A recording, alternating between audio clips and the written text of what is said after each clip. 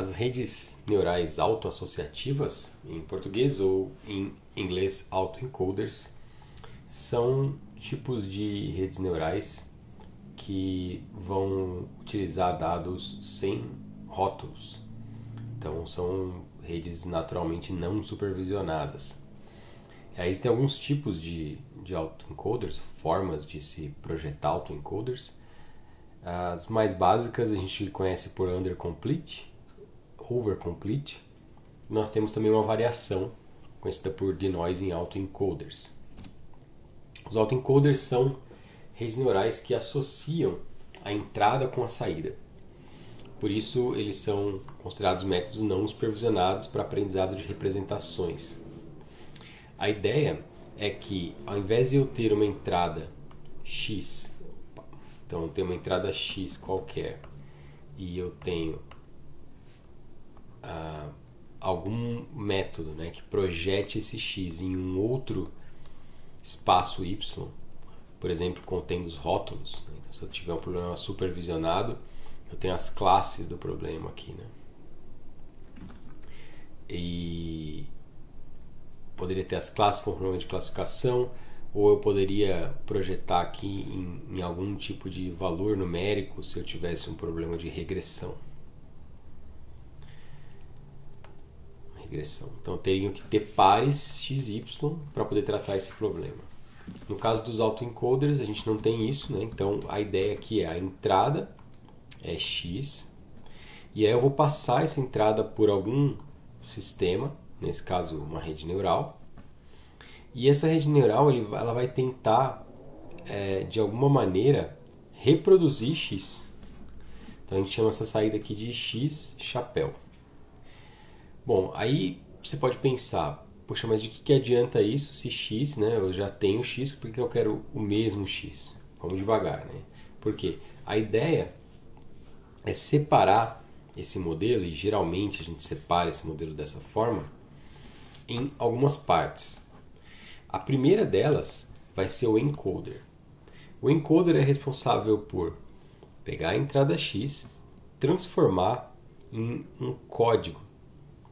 Esse código, a gente pode interpretar esse código aqui como uma versão de X comprimida.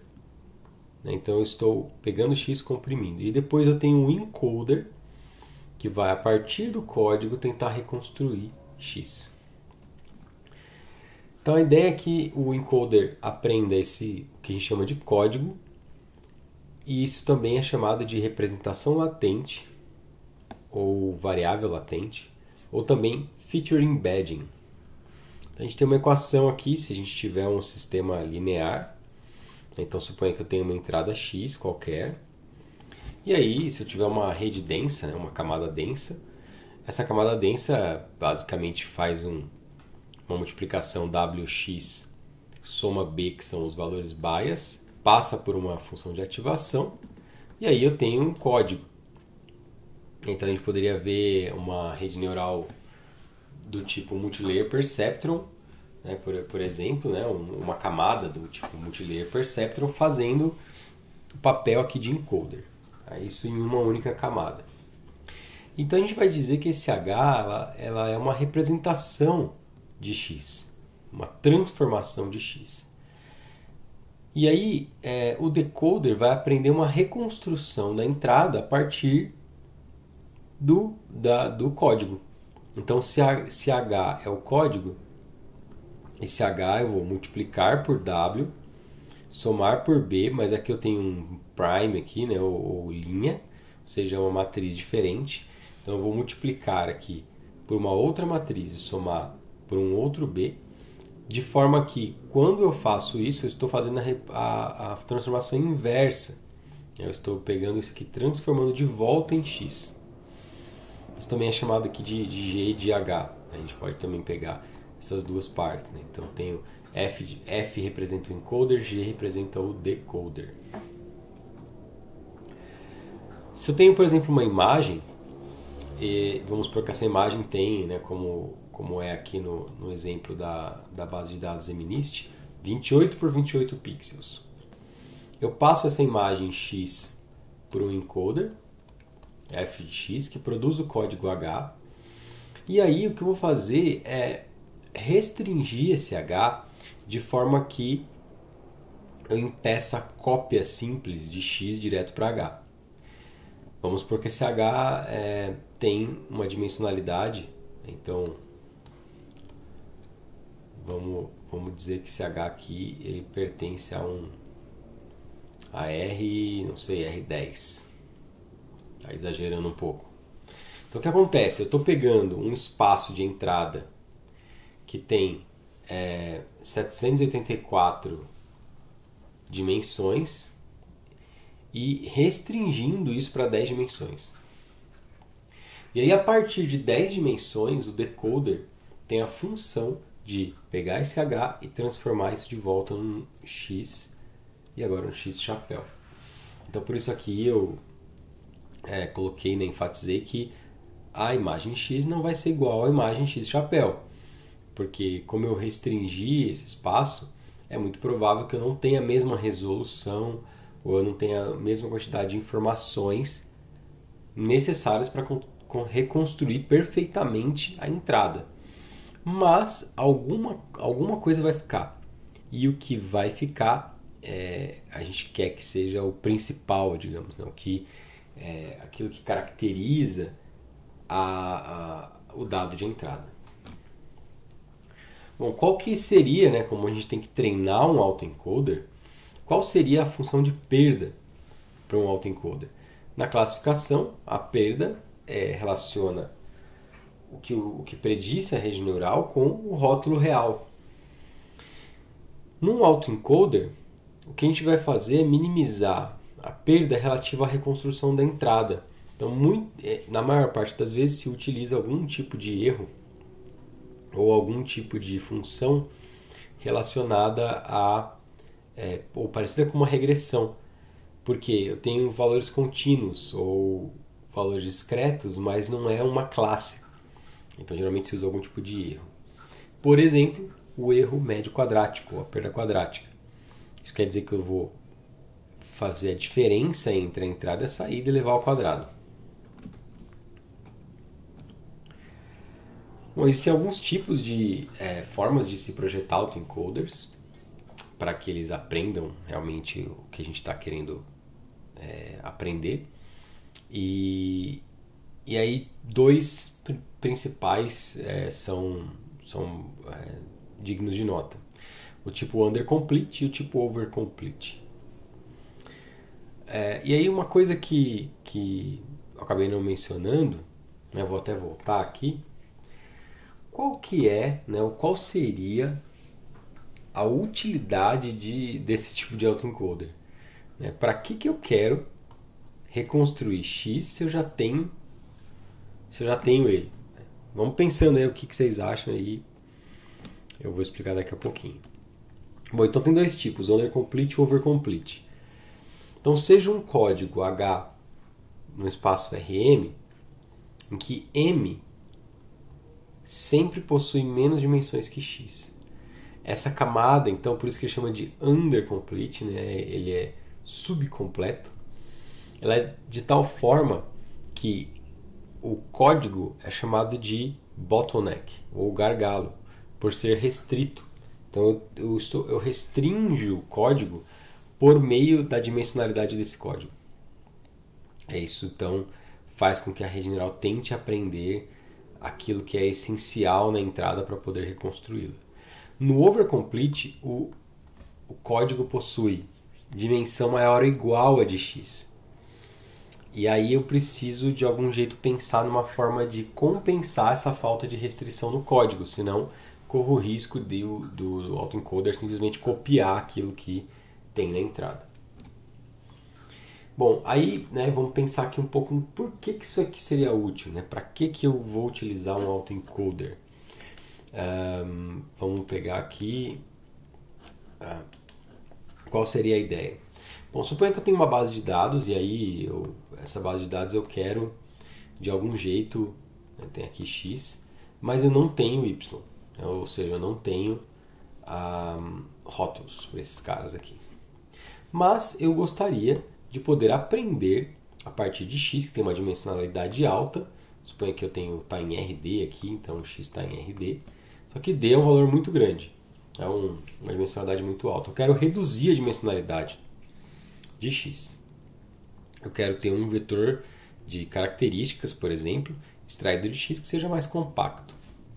Então, quando eu faço uma função que mapeia, então eu tenho uma primeira função aqui, f, que mapeia esse x num h, sendo h uma dimensão m, que m é muito menor do que d, e aí depois eu tenho um g que mapeia o h de volta em x. Quando eu aprendo essa sequência, o que eu estou fazendo? Se a partir de h eu sou capaz de reconstruir x, isso significa que h contém aquilo que são as características essenciais da entrada. Então, ao aprender essa função, o que eu tenho no final das contas é um f que mapeia x em h, e eu posso usar esse h como um vetor, né, um espaço, melhor dizendo, espaço de características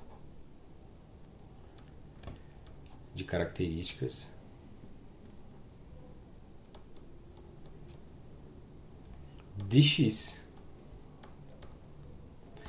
E se ele é um espaço de características de x, ele pode ser utilizado para uma série de tarefas, como, por exemplo, fazer busca, como, por exemplo, indexar um conjunto de dados, uma base de dados, ou mesmo fazer classificação, mas aí classificação utilizando outros métodos que não baseados em Deep Learning.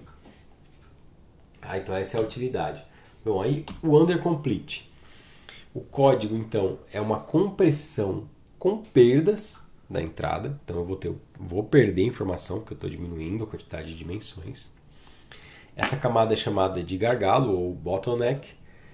E a ideia é que o código, de forma quando eu aprendo, quando a rede neural é treinada, ele vai produzir uma boa representação para os dados de treinamento, em particular para a reconstrução, para aquilo que é a reconstrução.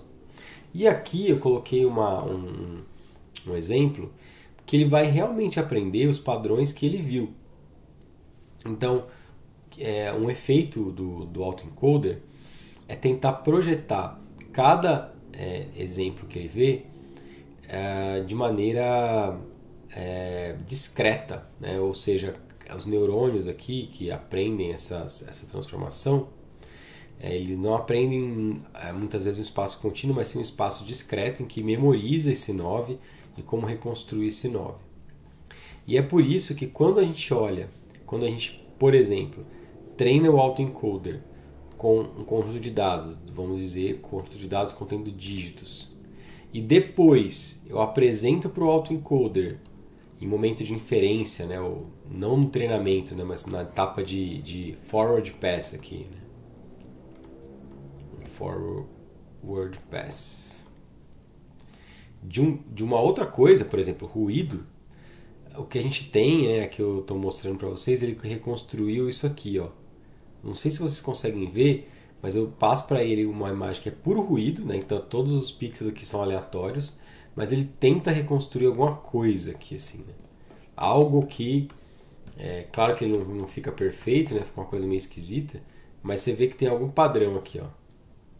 Algo que ele tenta reconstruir a partir desse ruído, e aí alguma coisa que vá aparecer com um dígito, mesmo que a imagem de entrada não seja um dígito. Por quê? Porque ele aprendeu a reconstruir dessa forma, então ele vai pegar aqui o padrão que seja e tentar reconstruir desse jeito. Tanto que a gente tem trabalhos nessa linha, né? E a gente tem, vamos supor que eu treino um autoencoder com uma base de dados como essa aqui, uma base de dados de dígitos. Então o autoencoder só viu dígitos de 0 a 9. Quando eu tento reconstruir imagens desse mesmo domínio, eu tenho uma reconstrução razoável. Então eu sou capaz de reconhecer aqui os dígitos 0, 1, 2, 3, 4, 5, 6, 7, 8, 9. claro que com algumas limitações, né? Por exemplo, esse 8 aqui ele foi reconstruído meio esquisito, né? Talvez seja o pior deles daqui de todos. Agora, se eu treino um autoencoder na base de dados Fashion e MNIST e depois tento reconstruir dígitos, aí a coisa é diferente. Então, olha que interessante, né? Eu tenho um autoencoder treinado na Fashion, na base de dados Fashion e MNIST. E aí quando eu tento reconstruir dígitos usando a Fashion ou usando esse autoencoder, olha como que as imagens, eu entrego para ela uma imagem aqui que, sei lá, uma saia, e ele me entrega um zero. Né? Quando é não sei, algum outro objeto aqui, ele me entrega um 1. Então ele vai tentar reconstruir meio que similar a alguma coisa que parece um dígito, né? Ele começa a quebrar aqui um pouco a forma como ele reconhece as imagens de entrada. E o inverso acontece também. Não, na verdade eu inverti, né? Aqui, autoencoders treinados na Fashion. Isso. O autoencoder foi treinado na Fashion e eu tento reconstruir dígitos, né? E aí ele fica desse jeito aqui, né? Os dígitos ficam parecendo peças de roupa. Então, quando eu treino então o autoencoder na Fashion e tento reconstruir dígitos, um 9 vira uma calça, um 8 vira um sapato, um 7 vira uma outra calça, um 6 vira, sei lá, uma bolsa, um 5 vira uma camiseta e assim por diante. Já quando eu tenho um autoencoder treinado na Fashion, e aí eu for reconstruir aqui as imagens, né, elas parecem o que foi feito, né, uma sandália, uma camiseta, uma calça, etc. Já quando eu tenho um autoencoder treinado no MNIST, eu tento reconstruir imagens da Fashion, olha o que eu tenho. Então ele pega um tênis aqui e transforma em alguma coisa que parece um dígito. Essa sandália aqui é interessante, né, que ela vai parecer quase um 8 aqui. Essa calça também.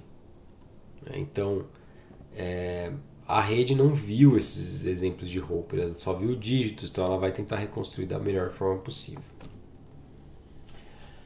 Bom, os autoencoders do tipo undercomplete podem ser usados para aprender uma redução de dimensionalidade e, inclusive, um autoencoder denso com uma única camada para encoder e uma outra camada para decoder tem relações empíricas com um método chamado de PCA, o Principal Component Analysis, caso vocês conheçam.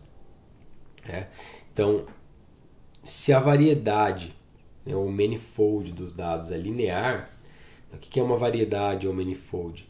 A gente está falando aqui do espaço de características dos dados e como é que se comporta, digamos, a superfície desses dados, né? Como é que os dados se distribuem nesse espaço. Se ele é linear, o autoencoder tende a convergir para uma projeção nos M principais componentes, assim como faz o PCA. Então tem uma relação aí entre os dois. Aí, quando isso acontece, né? Quando eu tenho esse autoencoder que eu descrevi antes. Então eu tenho X, aí eu tenho um F que mapeia de X para H e um G que mapeia de H de volta para X. Eu tenho essa sequência aqui. Aí H vai tender a ser uma projeção nos M principais componentes, que representam as direções de maior variância do espaço de características de X. Porque se eu mantenho as maiores variâncias, eu tenho uma chance maior de conseguir reconstruir. Então, se eu tiver um espaço de características, tem, por exemplo, os dados eles estão dessa forma aqui. Então, qual direção aqui tem a maior variância? Basicamente, essa direção, né? Então, aqui eu tenho os dados mais espalhados, aqui eu tenho dados mais concentrados. Então, isso significa que os dados, intuitivamente, que os dados mais espalhados vão prover mais informação. Então, se eu quero reduzir de 2 dimensões para uma, o PCA, por exemplo, vai projetar todos os dados aqui nessa linha. Porque aqui eu tenho uma amplitude maior é uma variância maior de informação, e o autoencoder vai fazer algo parecido. Eu posso ter também autoencoders undercomplete do tipo profundo. Eu posso ter até mesmo camadas não densas, como convolucionais, pooling, até camadas recorrentes, tá? Que a gente não viu ainda. Mas eu posso ter qualquer tipo de camada, camadas baseadas em atenção. Então eu posso ter qualquer tipo de bloco aqui, inicial. E aí isso converge para um código. E aí eu pego esse código, faço a decodificação dele e volto para X. Então aqui, o que tiver aqui, ó, não importa. Aí a operação que eu quiser fazer, isso aqui é chamado de autoencoder. A camada do código em si, comumente ela é densa, tá? Ou é uma camada tipo FC, Fully Connected, para permitir projeção dos dados. Então, geralmente, a camada que transforma, ou seja lá o que tem aqui na última parte do encoder para o H, essa camada é densa, tá? Geralmente. Porque aí ela permite que eu tenha uma projeção desses dados. Mas eu posso ter quantas camadas eu quiser aqui, tanto para ir quanto para voltar.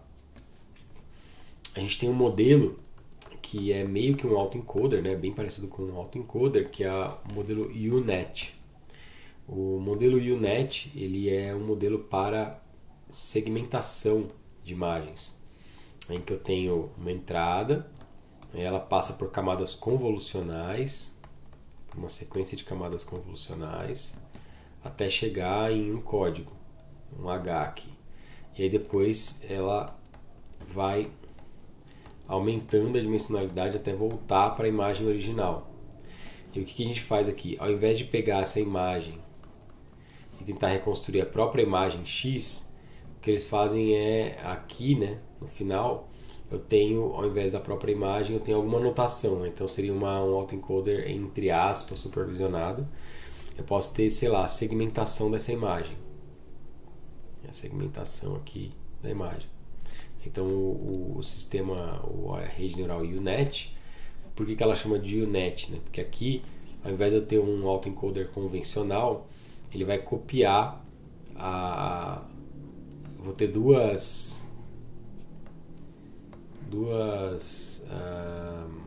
entradas para o decoder. Então o decoder aqui, ele recebe a entrada da camada anterior e a camada correspondente a ela no encoder. Eu recebo a camada anterior mais a camada correspondente a ela no encoder, assim por diante. Então tem variações aí que a gente pode chamar, e na U-Net, por exemplo, essas camadas são todas convolucionais. Então dá para montar aí várias formas diferentes.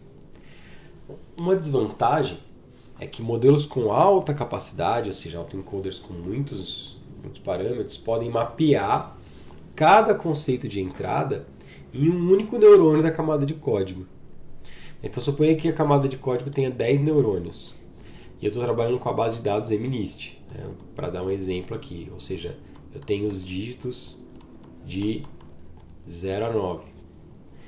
O que é interessante, né? A gente pode, né, ter um modelo cujos neurônios vão aprender cada conceito. Então, o primeiro neurônio vai aprender tudo que tem respeito a 0.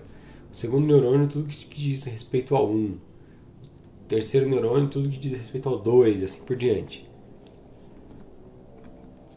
E essa é a característica dos autoencoders do tipo undercomplete. Agora nós vamos falar sobre os outros tipos, né? O overcomplete e os denoising autoencoders. Bom, no overcomplete a gente tem uma camada intermediária com alta dimensionalidade. Por exemplo, maior dimensionalidade do que a própria entrada. Isso pode existir. Mas se a gente deixar dessa forma, uma implementação simples permitiria uma cópia simples e perfeita dos dados. Porque se eu tenho x, eu passo por um h que é maior do que a dimensionalidade de x, eu tenho x chapéu, o que vai acontecer? Basta a rede neural aprender que esse peso aqui é 1, esse peso aqui é 1, né? Todos os pesos aqui são 1 e o resto tudo é 0. E ela simplesmente copia e acabou o problema. E com isso a gente não aprende nada de útil. Esse H aqui não serve para nada. Porque o H basicamente é o X com uns zeros aqui. Uns zeros aqui embaixo. Então o que a gente faz? Existem algumas formas de restringir esse espaço sem diminuir a dimensionalidade. Uma forma é a regularização. A gente pode, por exemplo, ter a regularização L1. Nesse caso, eu vou forçar a rede a manter um baixo número de ativações por entrada. Então, o que eu estou fazendo aqui? Eu tenho a loss. Essa loss aqui ela pode ser, por exemplo, a reconstrução, a perda quadrática. Mas além de minimizar esse espaço, eu quero minimizar um outro termo que diz o seguinte: olha, minimiza para mim também a soma do código.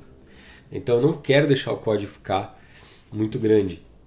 Eu quero que os valores sejam pequenos.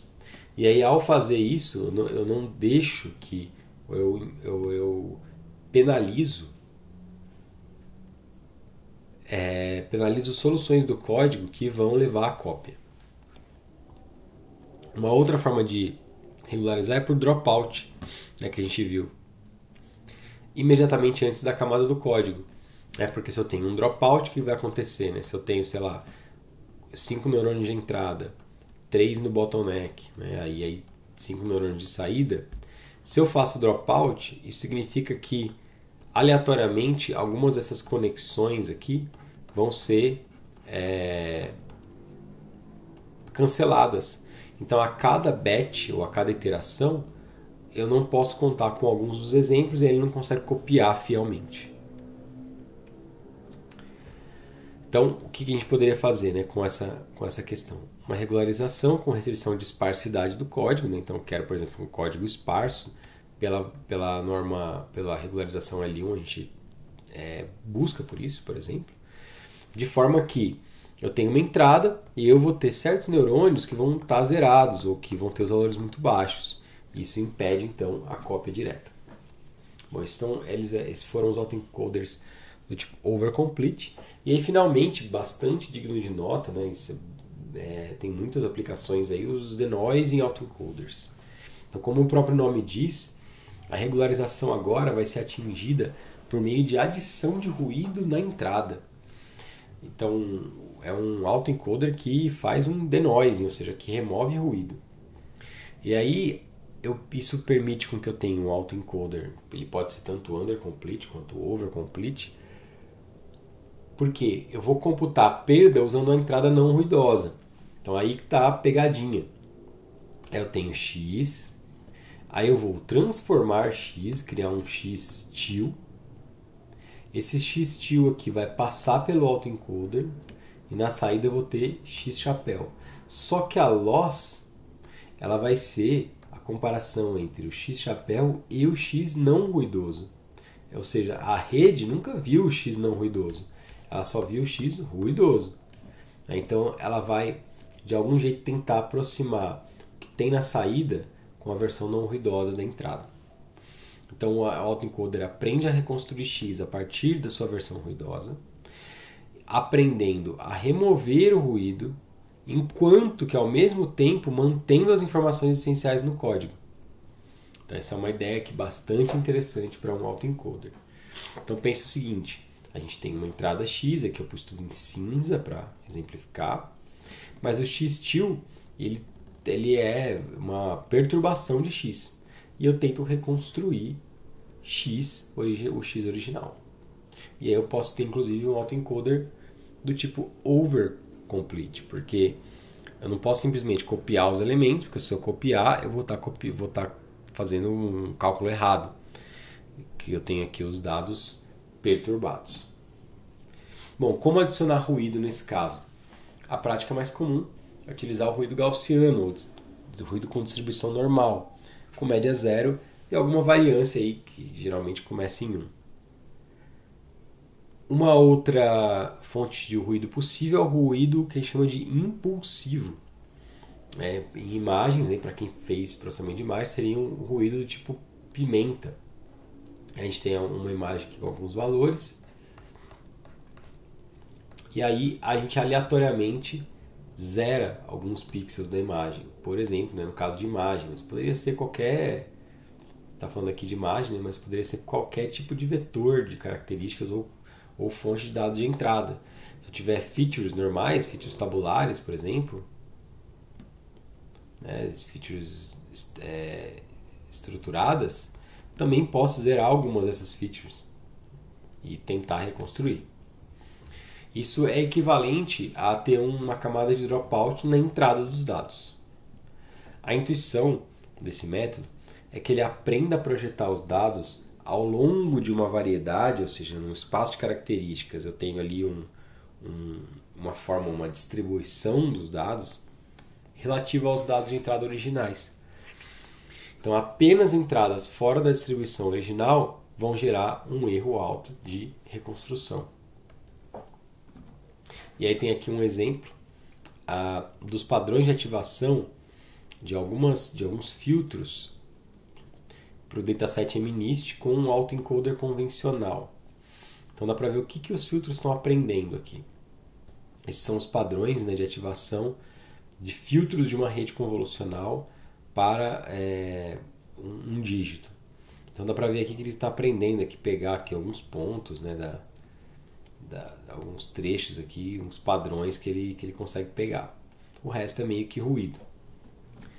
Quando a gente adiciona um denoising autoencoder e a gente faz um dropout, né, ou seja, a gente faz um ruído impulsivo, zerando 25% dos pixels da imagem, olha como que os padrões aqui, né, os padrões de ativação, eles começam a ficar muito melhor definidos. Então eles estão muito mais bem definidos aqui. Então, quer dizer que a rede está aprendendo melhor os padrões de entrada. E com 50% ainda mais.